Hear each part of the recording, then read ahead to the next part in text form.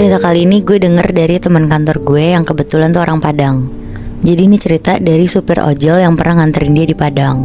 Kita sebut aja supir ojolnya ini tuh namanya Pak Amin. Pak Amin udah jadi supir ojol kurang lebih 5 tahun.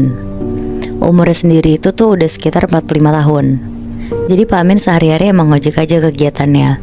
Dia punya istri dan 2 anak. Tapi dua-duanya tuh anaknya ngerantau ke Jakarta. Makanya dia tuh menuhin kebutuhan istrinya dengan jadi ojek online. Biasanya tuh Pak Amin mulai berangkat sekitar jam 8 pagi. Pak Amin paling seneng banget kalau dapet pelanggan tuh anak-anak sekolah Muebi.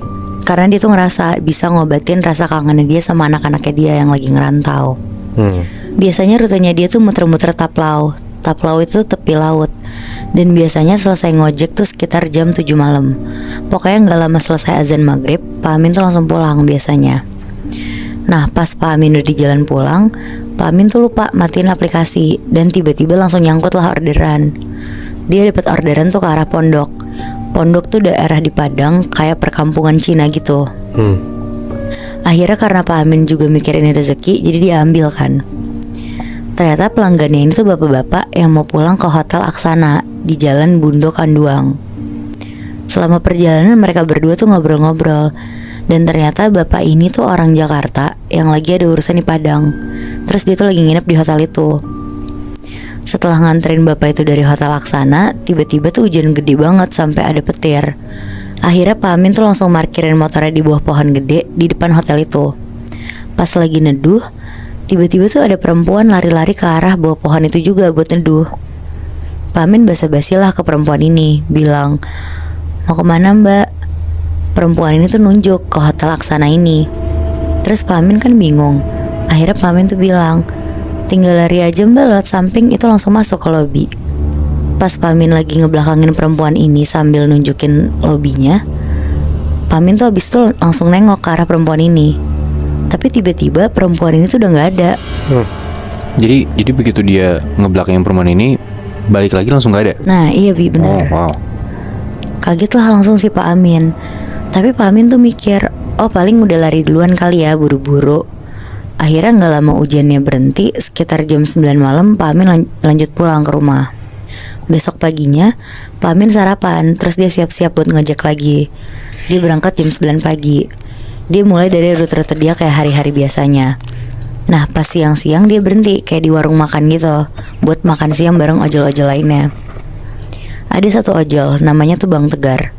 Dia nanya ke Pak Amin, "Pak, kemarin neduh ya di depan Hotel Aksana?" Terus Pak Amin bilang, "Iya, pas saya mau pulang, pas banget langsung hujan deras. Emangnya kenapa bang?" Terus Bang Tegar tuh bilang, "Tapi kok saya kayak ngelihat perempuan ya di sebelah bapak. Tapi kayak kuntilanak pak." Ngedengar itu tuh Pak Amin cuma ketawa-tawa sambil bilang, "Ya iya bang, saya kemarin pas neduh tuh juga sama perempuan. Tapi cantik kok, dia emang nginep di hotel itu." Akhirnya setelah selesai makan siang, Pak Amin lanjut narik. Sampai akhirnya dia tuh udah dapat orderan. Nah sekitar jam 9 malam, Pak Amin tuh udah dapat sekitar 10 pelanggan. Terus gak lama, Pak Amin tuh dapat orderan buat nganter makanan kayak GoFood gitu ya. Beli martabak telur dan diantarnya tuh ke Hotel Aksana lagi. Udah tuh Pak Amin nungguin di restorannya. Terus dia OTW ke hotelnya. Pas sampai di hotelnya sekitar jam 10 malam, Pak Amin nunggu di pintu keluarnya. Terus dia ngechat lah ke pelanggan yang mesen, "Mbak, saya udah di depan pintu masuk ya." Tapi gak dibalas-balas sama si mbak ini. Akhirnya Pak Amin berusaha lah ke lobi hotel. Nanya ke security, katanya boleh ditanya aja ke resepsionis atas namanya. Pak Amin nanya atas nama Dinda, kamar 302. Karena tadi Pak Amin sempet chat nanya atas nama siapa dan kamar berapa ke mbak ini. Terus abis itu tuh kata mbak resepsionisnya, gak ada atas nama itu. Dan bahkan kamar 302 tuh kosong. Kagetlah Pak Amin. Akhirnya dia keluar dari lobi. Dan dia tuh berusaha nunggu si mbak Dinda ini di depan pintu masuk hotel. Apa jangan Dinda juga salah kasih nomor kamar kali juga ya? Nah ya bisa jadi. Makanya si Pak Amin kekeh nunggu di depan pintu masuk. Iya. Sambil Pak Amin chat-chat terus sama telepon-teleponin. Sampai setengah jam ditunggu lah sama Pak Amin. Masih belum ada jawaban nih dari si mbak ini. Akhirnya sekitar jam 10:30 Pak Amin pengen pulang. Dan dia tuh niatnya mau naruh martabak itu tuh di lobi hotelnya aja dititipin. Tapi tiba-tiba Mbak Dinda ini tuh datang nyamperin ke Pak Amin. sambil jalan pelan-pelan terus bilang ke Pak Amin, "Pak, atas nama Dinda ya?"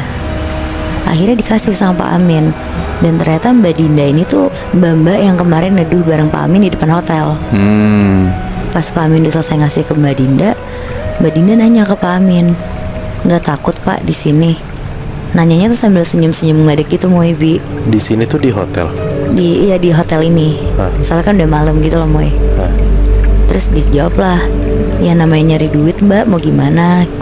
Akhirnya Pak Amin siap-siap mau pulang. Pas Pak Amin ngedeket ke motornya dan Dinda balik badan ngejauh dari Pak Amin nengok belakang ke arah Dinda. Di situ Pak Amin ngeliat ada laki-laki jalan di belakang Mbak Dinda.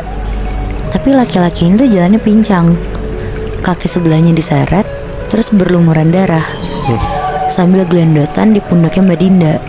Oh, jadi kayak Dinda tuh ngegendong si laki-laki ini? Iya, kayak ngegendong gitu. Wow. Terus. Nah terus Pak Amin tuh langsung cepet-cepet nyalain motor lah, terus pulang ngebut ke rumah. Karena ya Pak Amin tuh yakin banget kalau laki-laki yang di belakang Mbak Dinda itu tuh bukan manusia. Pas sampai rumah juga Pak Amin tuh langsung cerita ke istrinya apa yang dia lihat di hotel itu. Istrinya juga bilang, mungkin karena udah malam banget Pak Amin kesana, jadinya tuh dia ngeliat yang aneh-aneh. Nah besokannya karena istrinya minta dianterin ke rumah saudaranya, jadi setelah dari situ tuh Pak Amin baru narik lagi, sekitar jam 4 sorean lah. Pak Amin tuh muter-muter sampai udah dapat beberapa pelanggan. Terus sekitar jam 7 malam Pak Amin tuh dapat orderan lagi buat nganterin tujuannya ke Hotel Aksana itu lagi. Sebenarnya Pak Amin tuh udah gak mau ambil, tapi pas Pak Amin lihat namanya tuh Mbak Dinda lagi yang kemarin. Karena Pak Amin ngerasa Mbak Dinda tuh juga baik, jadi diambil lah sama si Pak Amin ini. Nah si Pak Amin itu juga niat pengen ngasih tahu ke Mbak Dinda tentang apa yang dilihat semalam.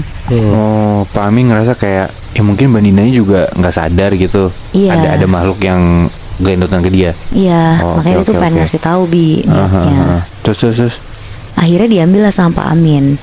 Terus akhirnya Mbak Dinda juga udah naik ke motornya.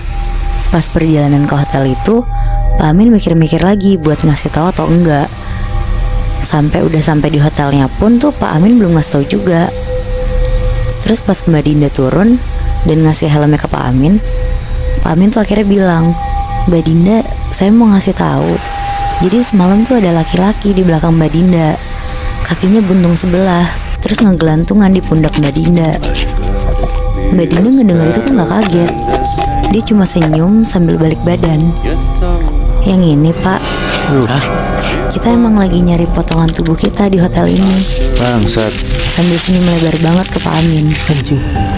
Jadi ternyata Hotel Aksana ini tuh dulunya Hotel Ambacang namanya.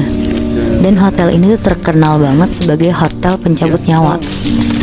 Karena pernah nelen banyak korban jiwa pas gempa tanggal 30 September tahun 2009. Wow. Si Dinda juga setan berarti kan? Iya. Bangsat.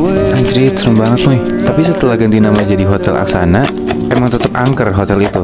Tetep Bi. Jadi kata temen gue itu tuh bahkan ojol-ojol tuh dari yang sering nongkrong di depan situ sampai udah jadi pindah tongkrongan. Karena emang kalau malam jadi udah serem banget.